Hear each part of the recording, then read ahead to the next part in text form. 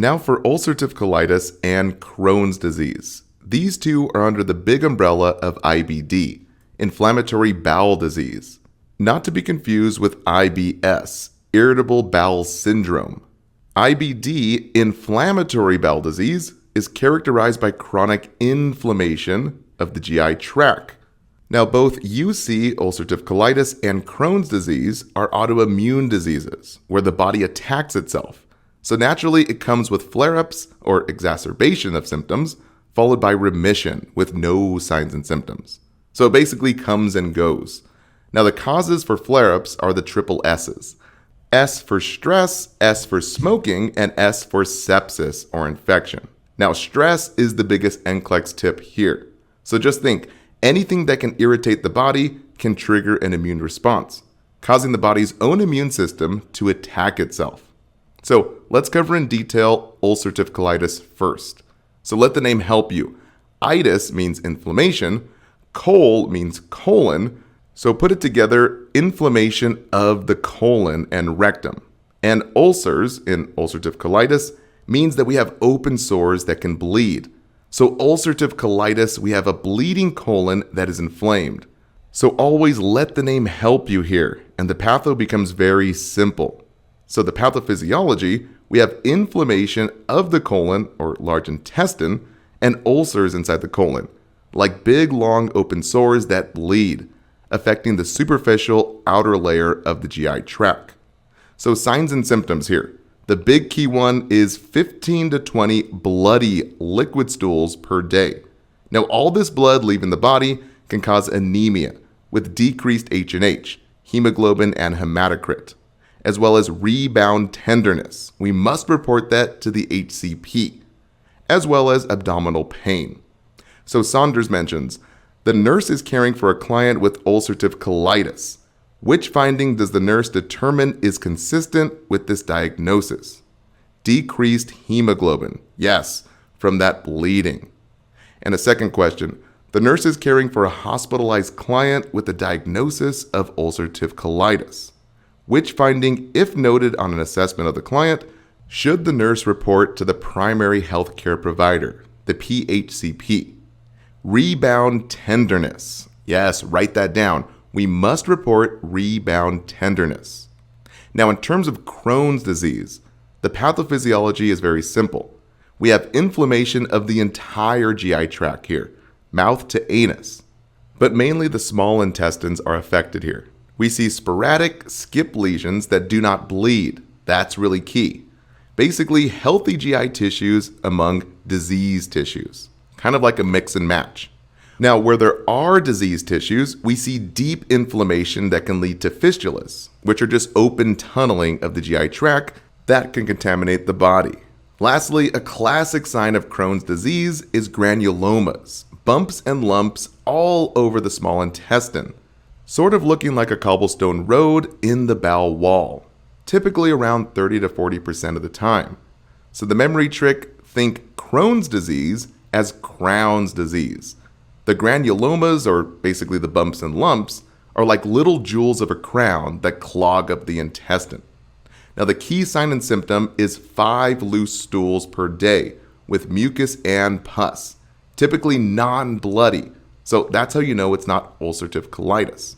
As well as staturia, that fatty stool, meaning that fat is not getting digested. Now in terms of complications, a bowel rupture from a toxic megacolon is a huge risk. This happens when the colon becomes too large, or basically mega, and ruptures, or even from a fistula or tunneling of the bowel. Either way, we have a spill of feces and GI content into the abdominal cavity, kind of like having a broken sewer line that spills that nasty contents all over the place.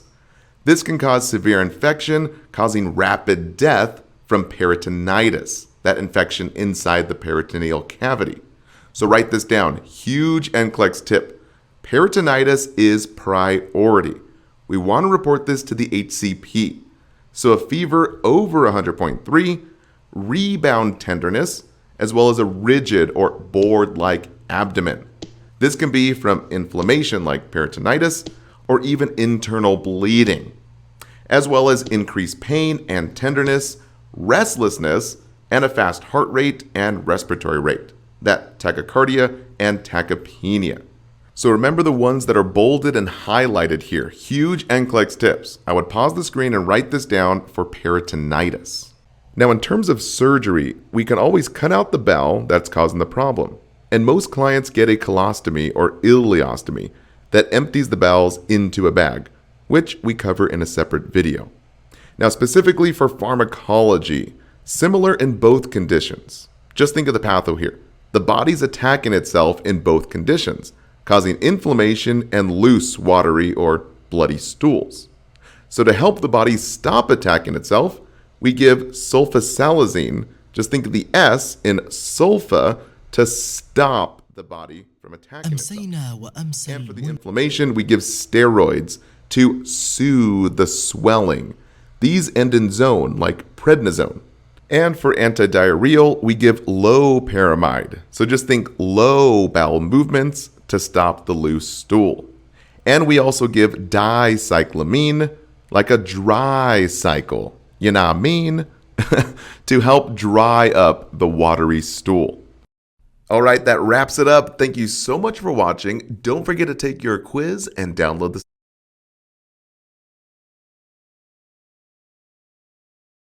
Now for the case study on ulcerative colitis and Crohn's disease. The nurse is evaluating a 25-year-old client in the emergency department with the diagnosis of ulcerative colitis. She reports 8 to 9 bloody stools per day. Upon assessment, the client's vital signs are as follows: a heart rate of 130, blood pressure of 90/50, respiratory rate of 20 breaths per minute, and an O2 saturation of 98% on room air. So question 1, what additional assessment data would be helpful to the nurse? So pause the screen and try your best. Okay, so let's break down additional assessment data for a client with ulcerative colitis. Number 1, you should have thought about temperature. Now this is really important since clients with ulcerative colitis can be triggered by certain infections. So this flare-up could be the cause of a fever. So it's important to check if the client has a temperature. Number 2 is weight loss. Remember, rapid weight loss typically means rapid water loss, leading to severe dehydration. The next one is hemoglobin. This is probably the most important, as the client can die from too much blood loss. So remember, hemoglobin less than 7 sends the client to heaven. And very lastly is pain levels. Now, this is not technically the number 1 priority, but pain should always be assessed with anyone having bloody stools. Okay, the next part of this case study presents the temperature is 39 Celsius or 102.2 Fahrenheit. The client reports a weight loss of 5 pounds over the last 3 days, and also left-sided abdominal pain with a rating of 7 out of 10. The provider orders a complete blood count. Now for question number 2. What are the risk factors and underlying pathophysiology of ulcerative colitis? So before answering this, just think about it here. The body's attacking itself with ulcerative colitis. This is an autoimmune disease, typically triggered by the 3 S's: stress, smoking, and even sepsis or infection. So risk factors include certain infections, work stress, and even family history of inflammatory bowel disease, IBD, as well as smoking, as stated before. So the correct answer is these risk factors trigger an abnormal immune response, which triggers an inflammatory response that significantly damages the layers of the colon. And obviously, this leads to bloody stools. Now, question 3. What is considered the hallmark clinical manifestation of ulcerative colitis? So pause the screen and try your best to think of a few things here. Okay, now for the answers. The hallmark clinical manifestation is severe, prolonged bloody diarrhea. So let the name help you here.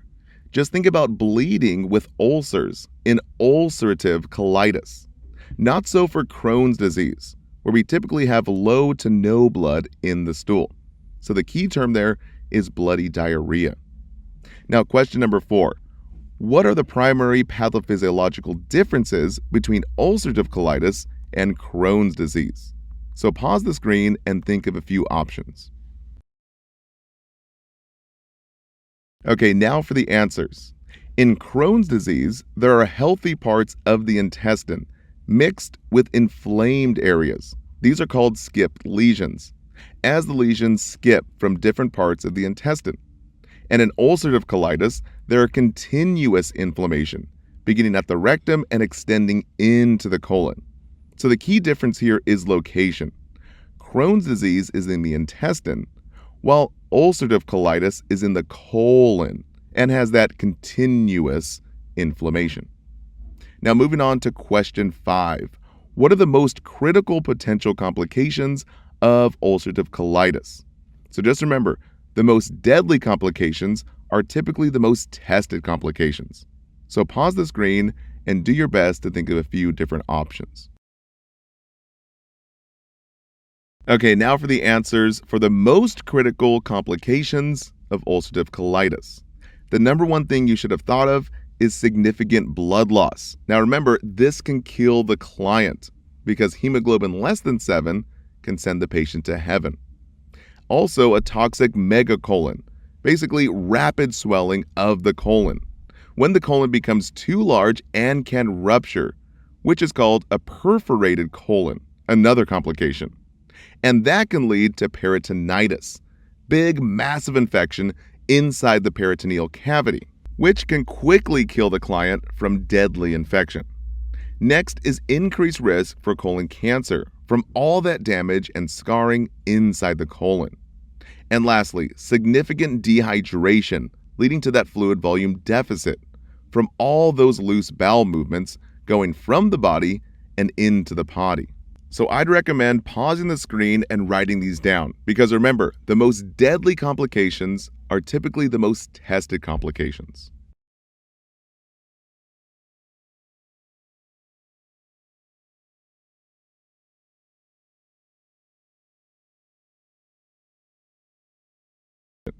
So we're looking for location of Crohn's disease. And number 2, what are a few things you know about those key terms? So remember, Crohn's disease is that Crohn's disease. We have those bumps and lumps of inflammation inside the intestine. But really the big key difference is location here. Remember, Crohn's disease is inside the intestines, and ulcerative colitis is inside the colon. So just remember, ulcerative colitis is the colon, and Crohn's is the intestines.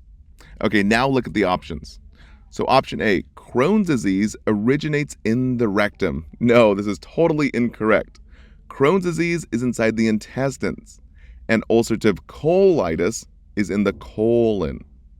Now option B, Crohn's disease affects the stomach, small intestine, and colon. No, again, this one is incorrect. It mainly affects the intestines here. Now option C, Crohn's disease affects the duodenum or duodenum of the small intestine. Yes, the small intestine is the key term, as Crohn's disease affects the intestine. Now option D, Crohn's disease originates in the descending colon. No, once again, ulcerative colitis is the colon and not Crohn's disease. Now moving on to question 3. Which are associated with Crohn's disease? Select all that apply. So pause the screen and try your best to answer this question in about 60 seconds or less. Okay, so let's break it down following the 2-step breakdown strategy. So first, look at the key terms in the question here. We're looking at Crohn's disease. And then think of a few things you know about Crohn's disease. So once again, Crohn's disease is that Crohn's disease, bumps and lumps like cobblestone of inflammation in the intestine. And typically there's no blood present. That's usual of ulcerative colitis. Now look at the options here. Option A, a cobblestone appearance of the GI tract. Yes, remember, Crohn's disease is that crown jewel disease inside the intestine, kind of looking like cobblestones. Now option B, skip lesions. Yes, the inflammation of skip lesions are those inflammatory areas where we see healthy tissues mixed with inflamed tissues. Now, option C is also correct, fistulas. This describes the tunneling of the inflamed tissue. And option D is incorrect, severe hematochezia. No, this describes blood inside the stool. So just let the name help you. Hemat is blood. So hematochezia is that blood in the stool, which is typical of ulcerative colitis and not Crohn's disease. Now, option E, intestinal granulomas. Yes, the granulomas are like little granolas, that bumpy, lumpy intestine, making the intestines look like cobblestones. So the correct options are option A, B, C, and E. Now, moving on to question 4. The nurse caring for a client with ulcerative colitis places priority on which assessment finding? So pause the screen and try your best. All right, let's break it down following the two-step breakdown strategy. So first, look at the key terms in the question. So the key terms here are ulcerative colitis, priority on which assessment finding. And number 2, think of a few things you know about those key terms. So remember, ulcerative colitis, we think bleeding inside the colon. And the priority assessment finding, just think what kills the client first. Think of something that indicates death. So just think of the ABCs here. Now let's look at the options. So option A, a heart rate of 125 and a blood pressure of 86/48. Yes, specifically the low blood pressure here. So just think anything less than 100 systolic should freak you out.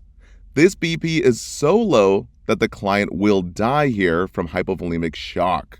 So we must choose option A. Now option B is incorrect because 6 bloody stools in a 24-hour period is to be expected and does not indicate that the client will die. So this is not the correct option. Now option C is also incorrect, reports of left-sided abdominal pain. Now even though pain is very important, it does not take priority over life-saving measures, and that's why it is not chosen as the correct option here. Now option D, an oral temperature of 39 Celsius and 102.2 Fahrenheit. Now, although the temperature is high here, again, blood pressure is the most critical and should be priority as this will kill the client. Lastly, question 5. When caring for a client who's hospitalized for exacerbation of ulcerative colitis, the nurse places priority on which assessments? So pause the screen and try your best to answer this question in about 60 seconds or less. Okay, let's break it down using our two-step breakdown strategy. First, look at the key terms in the question. We see exacerbation of ulcerative colitis.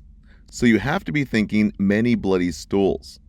And priority on which assessments. So once again, another priority question. So always think what assessment will save the client's life. Now look at the options here. Option A, deep palpation of the abdomen. No, this is totally incorrect. This may cause more inflammation and more pain with that deep palpation. Now option B, hourly head-to-toe assessments. This is incorrect. Even though frequent assessments are good, head-to-toe assessments every hour is not necessary. A more focused abdominal assessment would probably be better. Now, option C, performing daily weights. Yes, this is the most correct, and let me explain why. Remember, weight loss typically means water loss. In this case, fluid and blood loss from frequent bowel movements. So too much fluid loss can lead to deadly fluid volume deficit and drastically decrease the client's blood pressure, leading to death. Now, option D, frequent pain assessments. This one is incorrect. Even though pain is important, it doesn't take priority over daily weights. That could lead to the fluid volume deficit and decreased blood pressure that can kill the client. So therefore, option C is the most correct. All right, that wraps it up. Thank you so much for watching. Don't forget to take your quiz and download the study guides. And also feel free to share the love, share with a classmate, and even your instructor.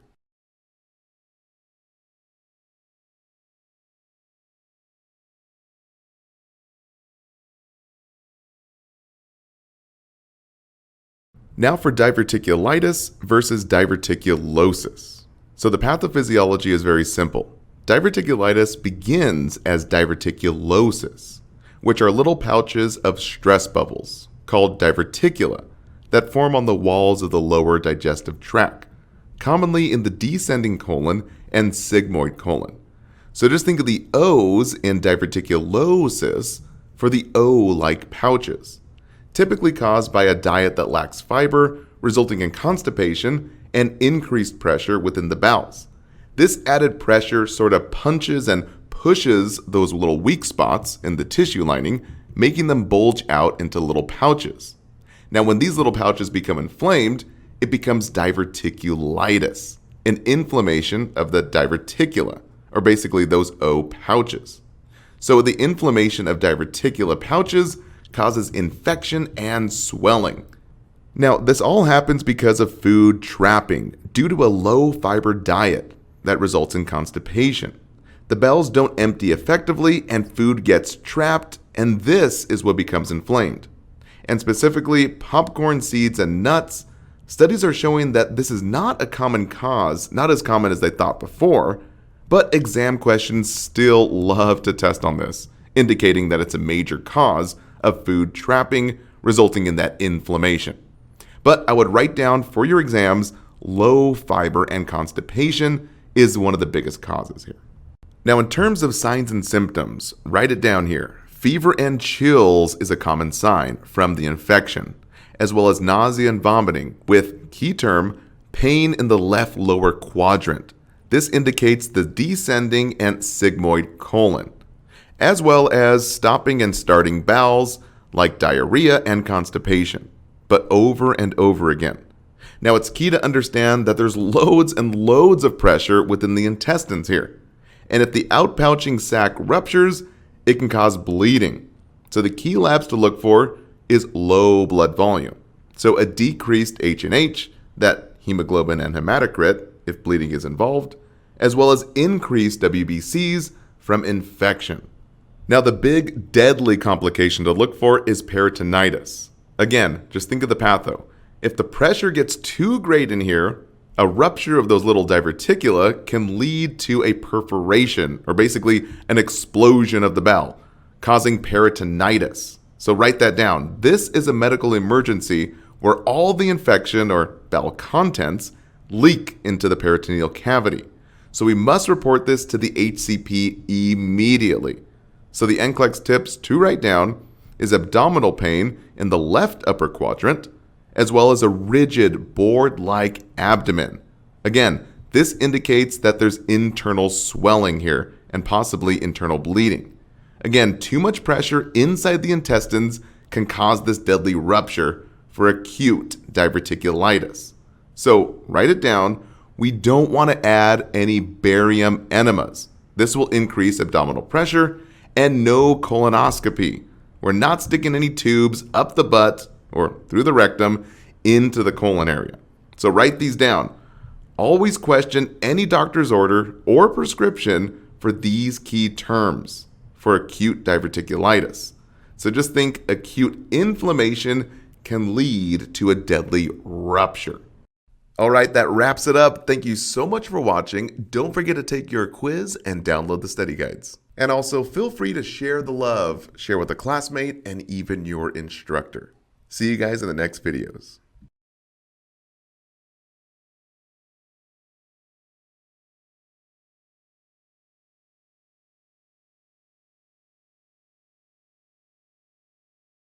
Now for dumping syndrome and GI surgeries. Dumping syndrome is when the stomach empties too quickly into the duodenum, the small intestine, after eating. This dumping causes massive fluid shift, leading to severe pain, low blood pressure, and nausea vomiting around 30 minutes after eating. Now, this complication is seen after any type of bariatric surgery, like a gastric bypass or a gastrectomy, the removal of the stomach, which is typically done for bariatric clients who are morbidly obese. Now, in terms of the causes, the key terms to know for your exam, write this down. Gastrojejunostomy, known as a Bill Roth II surgery, as well as partial gastrectomy or even a sleeve gastrectomy. If you see these key terms, you must think dumping syndrome here. We are in essence removing part of the stomach, or most of the stomach, and only left with about a thumb-sized pouch for the stomach, a really teeny tiny stomach to help those clients lose weight. So again, look for the gastrectomy here. So gastrectomy and gastrojejunostomy there. Now, in terms of signs and symptoms, we must report to the HCP or the surgeon. These are priority signs and symptoms. So hypotension and tachycardia, as well as sweating, dizziness, severe abdominal pain with nausea and vomiting. And the key number here is 30 minutes after eating. Now, the most critical sign here is the decreased blood pressure. This could be from rapid fluid shifts or even rupture or leakage of a surgical site within the abdomen, resulting in shock, even septic shock or hypovolemic shock, and then death. So the memory trick here, just think dumping syndrome, we see a dumping blood pressure and signs and symptoms of shock. Again, write down these key terms for a gastrectomy and bypass surgery. So a top missed NCLEX question here is a client recovering from a partial gastrectomy, presenting with vomiting, severe abdominal pain, and then here, look for the low blood pressure, 105/62, with a heart rate of 122, that's over 100, and a temperature that looks like a low-grade fever, 100.5. What action should the nurse take? So again, look for the key terms. Partial gastrectomy, so we have to think dumping syndrome. Then look for the dumping blood pressure, 105/62. That's not really extremely low, but it can progress even worse. And then look for the other signs here. High heart rate, low-grade fever. This all looks like septic shock here. So just think, what kills this patient the fastest? For a gastrectomy, you have to think dumping syndrome and even septic shock from a ruptured surgical site. So looking at the options here, option 1, do we administer a bolus of IV fluid? This one can be a fluid. This one can be a technically no. Sure, the client is dumping their blood pressure, but it's not too low. The main reason could be from sepsis, that infection in the blood, showing up as that low-grade temperature. Remember, the question is asking the priority action here that the nurse should take. Now, option number 2, assess blood glucose for hypoglycemia. No, this is pretty close too, because I can see how you're thinking those signs and symptoms kind of look like hypoglycemia, the cool, clammy, and shaky. But again, let the question help you here. The big key term is gastrectomy, so you have to think dumping syndrome first. And the temperature doesn't correlate with hypoglycemia. You have to think sepsis with that high temperature, or basically a bloodborne infection here. Now, option 3, immediately notify the HCP or surgeon. Yes, this is the priority first action. Always report or notify the HCP when you see signs and symptoms of shock. Now, option 4, insert a nasogastric tube. No, this one's close. I can see if you chose that because of the vomiting here. But the question clearly states that the vital signs are indicating septic shock, specifically with the blood pressure and the temperature being elevated there.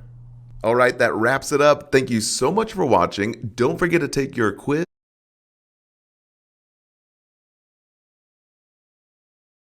Now for gastritis. Gastritis is the inflammation of the lining of the stomach, occurring either acute, which is short term, or chronic, that long term.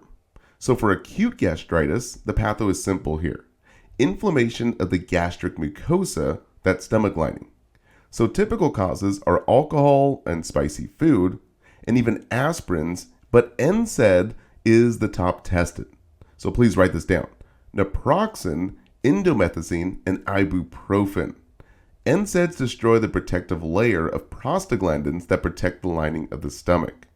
Now for key manifestations to also write down, we see hematemesis, or basically vomiting blood, as well as epigastric pain, that heartburn, as well as cramps, among other signs like bloating and even loss of appetite. Now switching gears to chronic gastritis. The patho is a little bit more intense here. We see atrophy of the gastric mucosa, as the stomach lining gets destroyed over years and years of chronic inflammation and scarring. The stomach actually changes shape, and much of the normal tissue in the stomach gets replaced with scar tissue, often getting smaller due to atrophy. So for the causes, the big culprit here is the H. pylori infection. This causes chronic irritation and inflammation. Now for complications, we see an increased risk for peptic ulcers and even gastric cancer from all the scarring and tissue damage within the stomach. All right, that wraps it up. Thank you so much for watching. Don't forget to take your quiz and download the study guides. And also feel free. GERD and PUD, peptic ulcer disease. Before we get started, let's clarify some terminology. Gastritis refers to stomach irritation, and GERD refers to esophagus irritation, basically heartburn. GERD stands for gastroesophageal reflux, fancy words for heartburn or acid reflux, where stomach acids burn away at the esophagus. And PUD, as mentioned before, is peptic ulcer disease. We have open sores and ulcers inside the lining of the stomach or the intestine. So for gastric ulcer, we have a stomach ulcer. And a duodenal ulcer or a duodenal ulcer, we have small intestine ulcer. So let's break down GERD first. The pathophysiology is pretty simple. We see heartburn from acid reflux. So just let the name help you here. Gastro means stomach, esophageal means esophagus, and reflux is acid, and disease just means disease. Again, this is from stomach acids being kicked up from the stomach into the esophagus, causing pain and injury, leading to inflammation and even cancer from all the erosion. This is what's called Barrett's esophagus, if the chronic acid reflux is not treated. Now, in terms of signs and symptoms, we get a burning epigastric pain known as dyspepsia, or basically heartburn. Now, it's critical to know that this heartburn gets worse while lying down. So write that down. Lying down makes the pain worse. Now, for causes and education, we have a weak or damaged LES, that lower esophageal sphincter, which is the muscle that closes the opening between the stomach and esophagus. So we must avoid anything that can cause irritation or more acid that can further weaken this LES. So the most tested key points that love to come up on Select All That Apply questions. Write this down.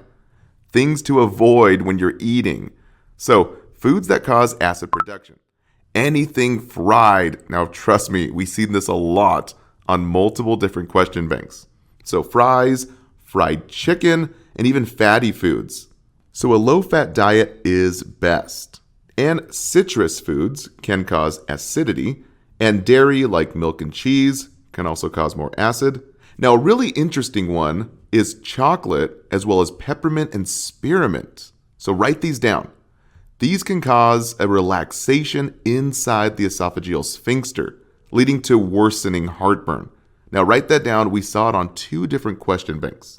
And now for the no-no list. No caffeine, including coffee, no cigarettes or tobacco, and no alcohol in excess. Remember, on the NCLEX and exams, caffeine, smoking, and alcohol are never good. Just save it for after the NCLEX here. Okay, now for regurgitation, that can happen when lying down. So we must teach patients to avoid eating before laying down. The big key term here is before. So teach patients the 3-hour window. After eating, they must sit up after meals for at least 3 hours. And we elevate the head of the bed at night and eat small meals. So when you get a client with GERD who states they will have a bedtime snack 1 hour before bed, this is completely wrong here. Major acid reflux is coming.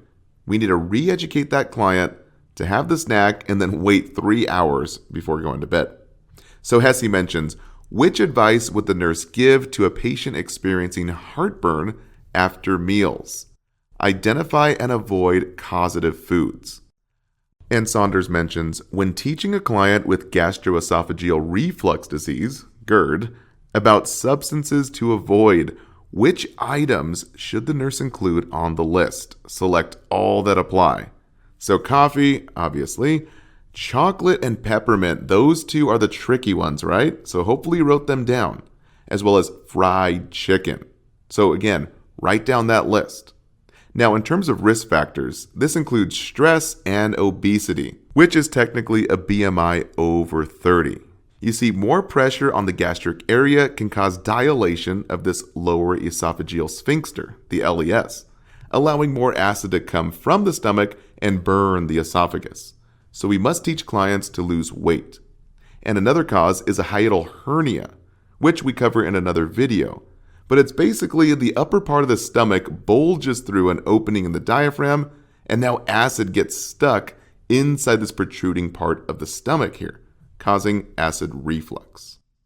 Now, in terms of pharmacology, the goal here is to reduce acid and prevent this burn. So let's play our next segment from our pharmacology master course. Now, antacids are used for fast, immediate relief. So think anti-mixing for antacids. They're never to be taken with other meds. Probably the biggest test topic I can cover right here. Now, it works by immediately neutralizing stomach acid. But the bad news here is that it doesn't last long. So the acronym we use is SCAM. Like you kind of got scammed from the short duration of the med. So S for sodium bicarbonate, brand name is Alka-Seltzer. C is for calcium carbonate, brand name Tums and Rolaids. A for aluminum hydroxide, and M for magnesium hydroxide. Brand name is Milk of Magnesia. Now that's also a laxative as well as an antacid here. Now guys, the big side effects can vary on the type of antacid. So for aluminum or calcium, they can constrict and cause constipation. And magnesium can mellow out the GI tract, causing diarrhea. Now on the HESI, there was an exam question about magnesium hydroxide. And it said it can upset the stomach and cause liquid bowel movements. So write that one down, guys. Now the key point here and the memory trick, again, really stressing it here, antacids are anti-mixing with other meds. Basically blocks the absorption of a lot of medication. So the key point, never taken with other meds. Always 1 hour before or 1 hour after other meds. And guys, it's not for heart failure patients. Nothing OTC are for heart failure patients or over-the-counter drugs. All these things contain sodium, which swells the body. Now, next up is our long-lasting relief, the H2 blockers, histamine 2 receptor antagonist. Fancy words for turns down the volume of acid production. Now, these end in tidine. So, ranitidine, brand name is Zantac, and famotidine, brand name is Pepcid. Now, the key point is we take 30 minutes before the meals. So think tidine, you take 30 minutes before you go to dine with Tadines. So guys, it's given for GERD and ulcers, both duodenal and gastric. And it works by reducing those gastric secretions by blocking H2 receptors in the stomach. And a big patient education here. We do not overeat, no stress, or basically stress reduction, no smoking, and no NSAIDs, which leads to GI bleeding. Now for the famous PPIs, the proton pump inhibitors, ending in prazole, like omeprazole, brand name Prilosec, or esomeprazole, brand name Nexium, and the famous pantoprazole, brand name Protonix. Now the key points are the 3 P's of prazoles. P for prevents holes. So guys, a key word here is stress ulcer prophylaxis. P for porous bones. So we get regular bone density tests.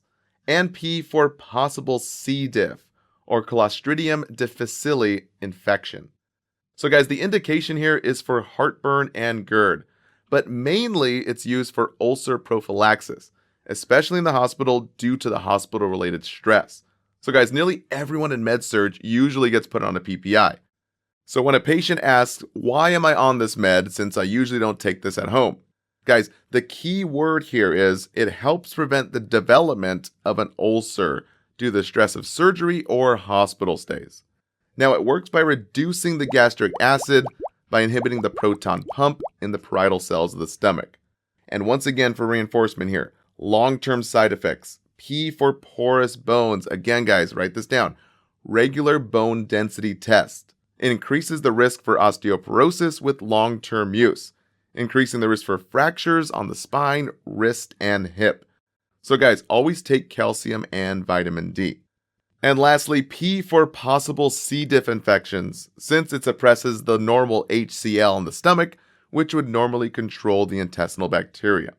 And the last key point is we take 30 minutes before meals, which goes for H2 blockers as well as these PPIs. Okay, now for procedures. What if the GERD persists even after diet change and pharmacology?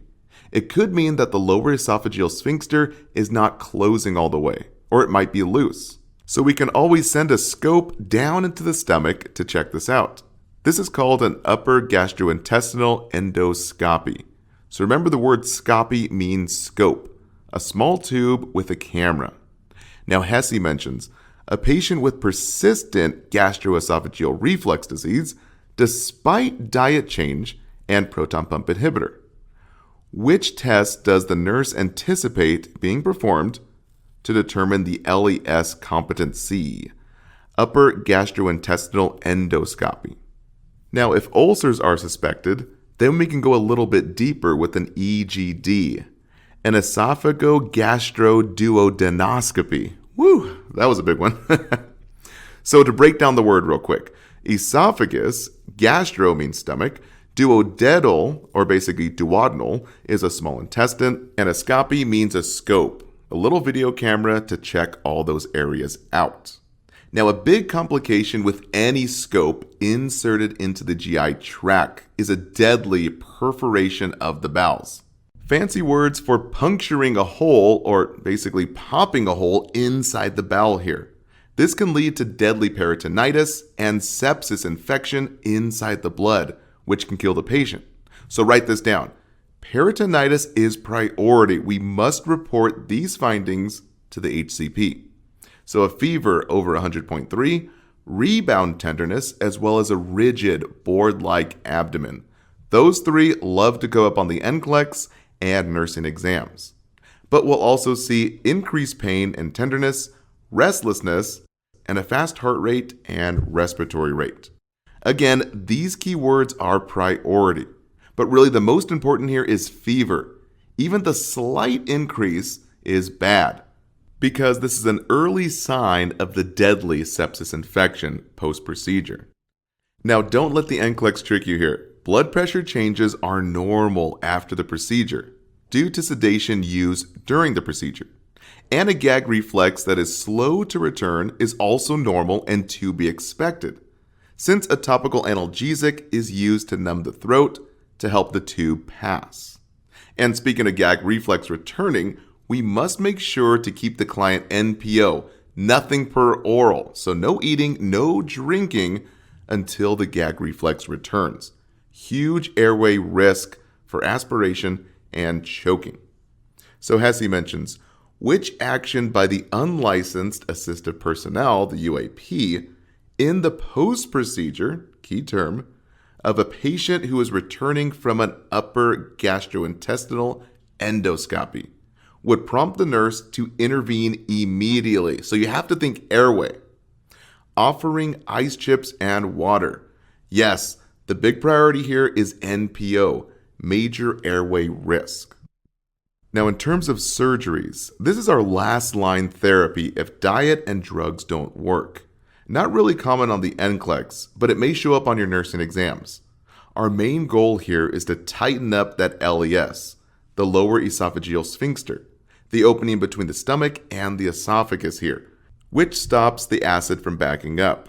So we can use a Stretta procedure that delivers radio frequency energy through electrodes to tighten up that LES. Or we can do a fundoplication, where we wrap the upper curve of the stomach, called the fundus, around the esophagus and sew it shut. This helps tighten the esophagus sphincter, but again, it's not really tested on the boards. So you don't really have fun with a fundoplication. Now for PUD, the peptic ulcer disease. The pathophysiology is pretty simple. We have open sores or holes inside the esophagus, stomach, or duodenum, also called the duodenum. It happens when the gastric acids erode the gastric lining, creating an open hole, or basically an open sore. So signs and symptoms, write these down. We have dyspepsia, or basically burning pain like epigastric pain that radiates to the back. And in a gastric ulcer inside the stomach, we see pain that increases with food. Write that down. The NCLEX will expect you to know when the pain comes with a gastric ulcer. So it's with food, 30 to 60 minutes after meals. And weight loss is typical because when you eat food with pain, you kind of don't want to eat food anymore.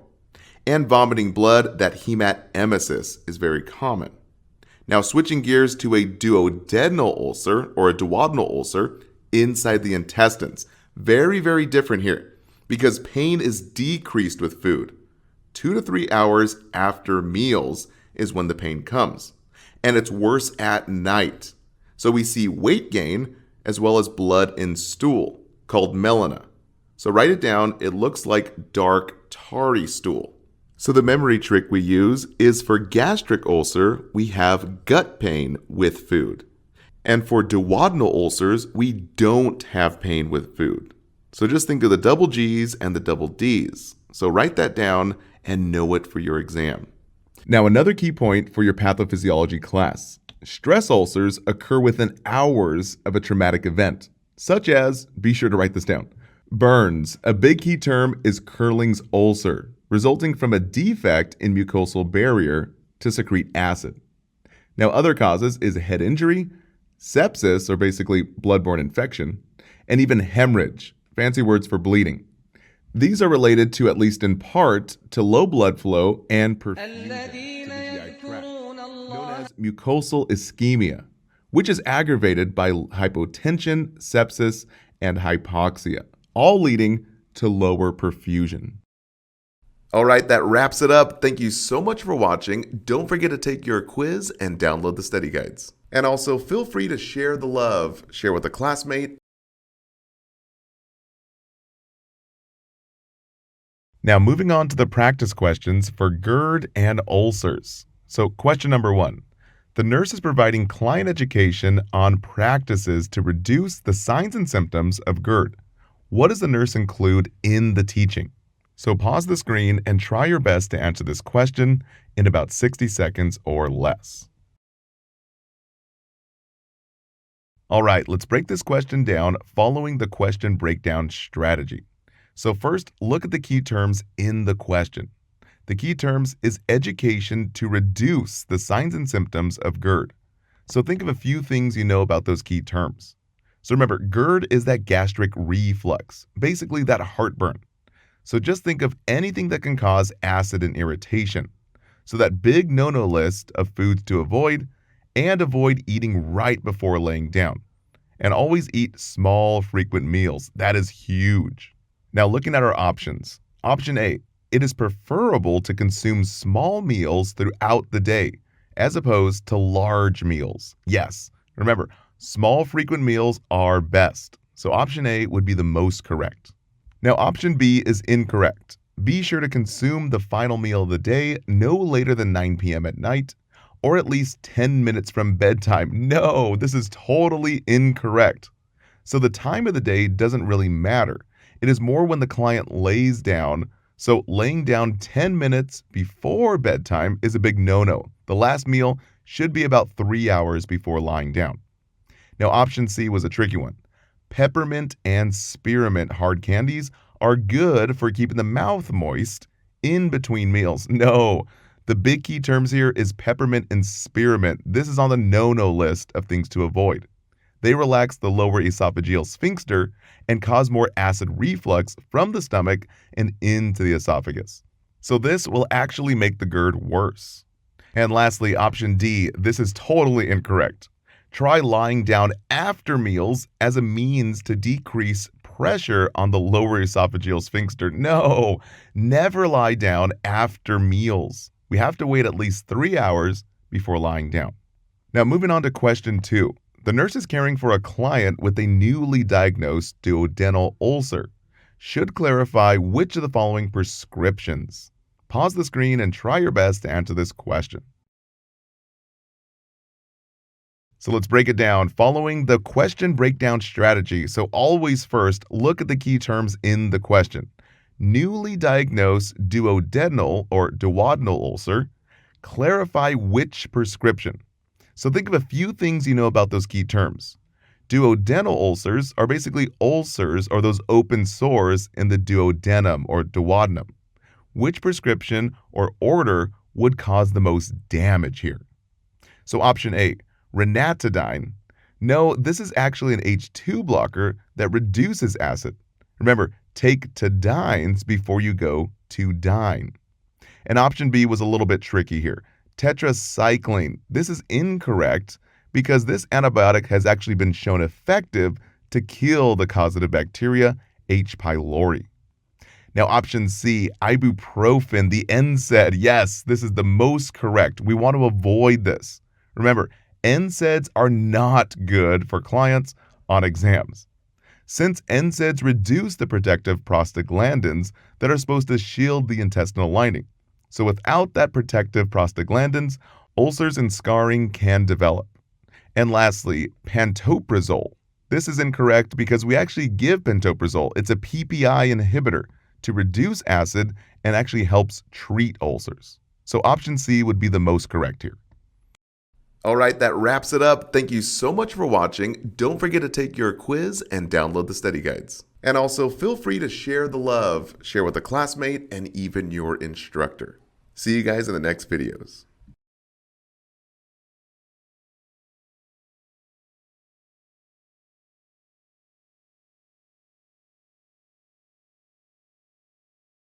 Now for GI bleeds.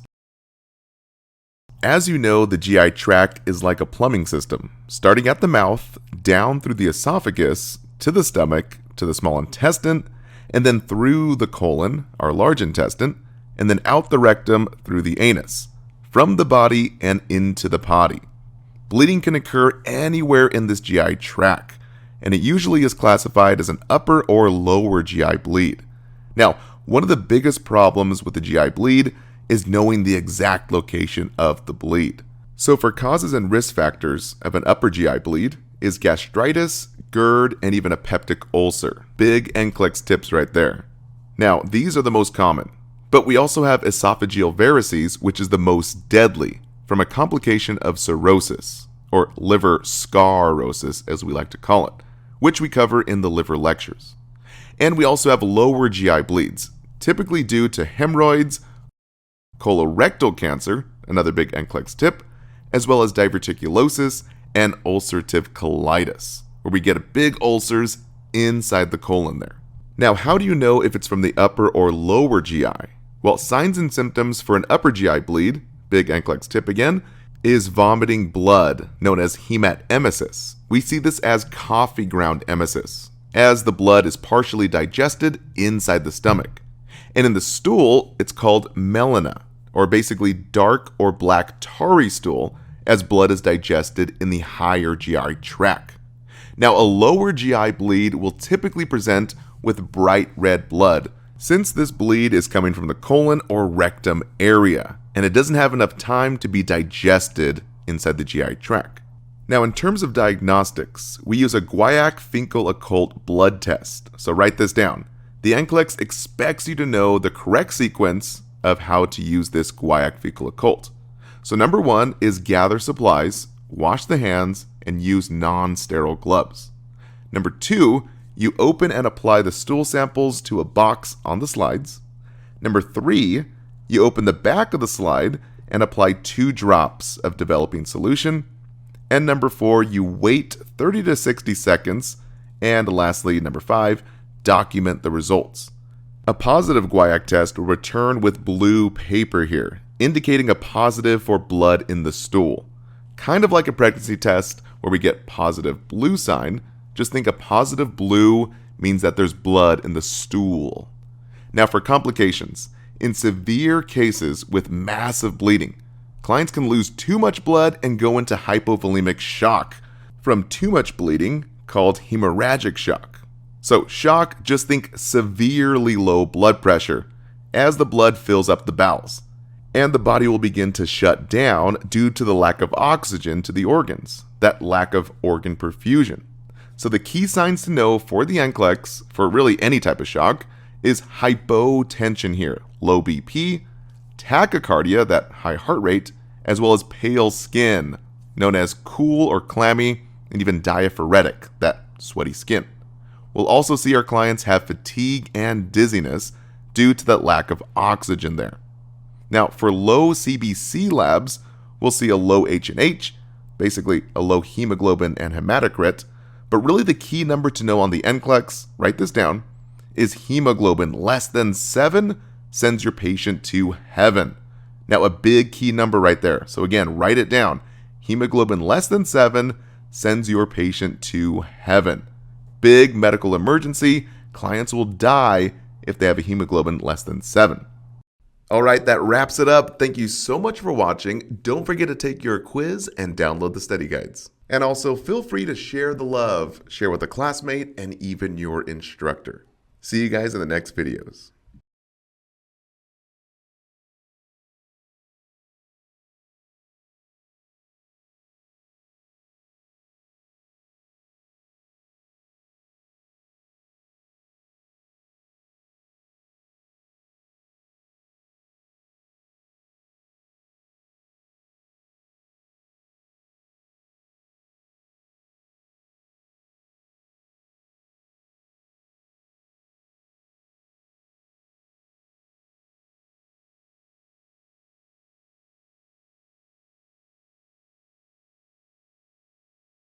Now for a hiatal hernia. A hiatal hernia is essentially a protrusion or displacement of part of the stomach through the diaphragm, and now it gets stuck in the thoracic cavity, either in the esophagus or to the side of the esophagus. Initially, the stomach may slide in and out of the esophagus, but with time, it becomes fixed in the chest area. So, key signs and symptoms to look for. Usually, clients present asymptomatic or without symptoms, but as the condition gets worse, it can obstruct the esophagus, leading to, key term, dysphagia, that difficulty swallowing, as well as gastric reflux. And key signs include heartburn, known as epigastric pain, as well as chest pain and shortness of breath as the condition gets worse. Now, in terms of causes and risk factors, just think anything that can increase abdominal pressure, like straining, lifting heavy objects, or even weightlifting exercises, can cause this increased pressure inside that abdominal cavity, pushing the esophagus up into the diaphragm area. As well as obesity, having a large abdomen adds large pressure. So with clients trying to lose weight with a hiatal hernia, always avoid lifting weights or weightlifting exercises. So no heavy lifting. Do something like cardio, like walking or maybe even swimming. All right, that wraps it up. Thank you so much for watching. Don't forget to take your quiz and download the study guides. And also feel free to share the love, share with a classmate, and even your instructor. See you guys in the next videos.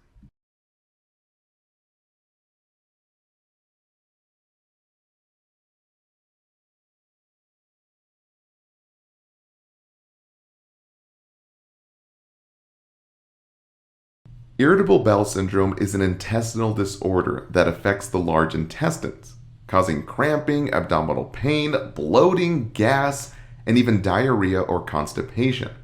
Now, IBS is not IBD, that inflammatory bowel disease, which is the inflammation of the bowels, as the body's own immune system is attacking itself.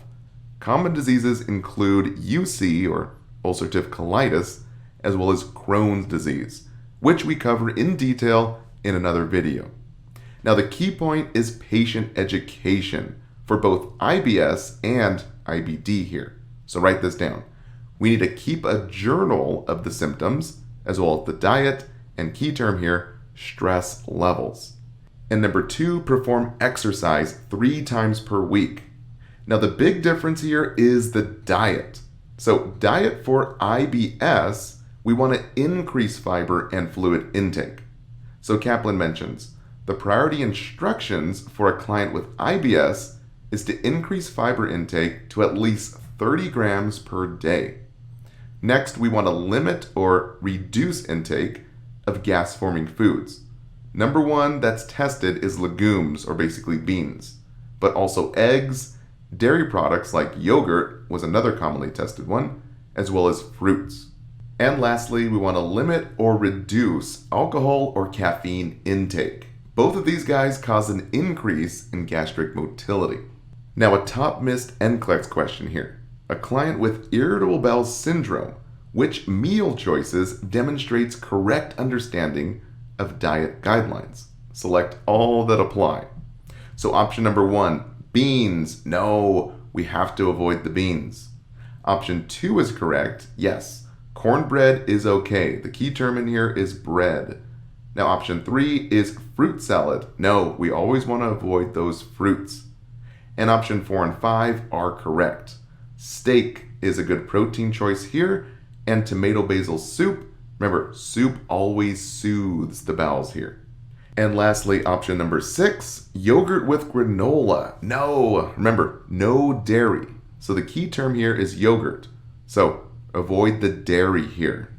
All right, that wraps it up. Thank you so much for watching. Don't forget to take your quiz and download the study guides. And also feel free to share the love, share with a classmate, and even your instructor. See you guys in the next videos.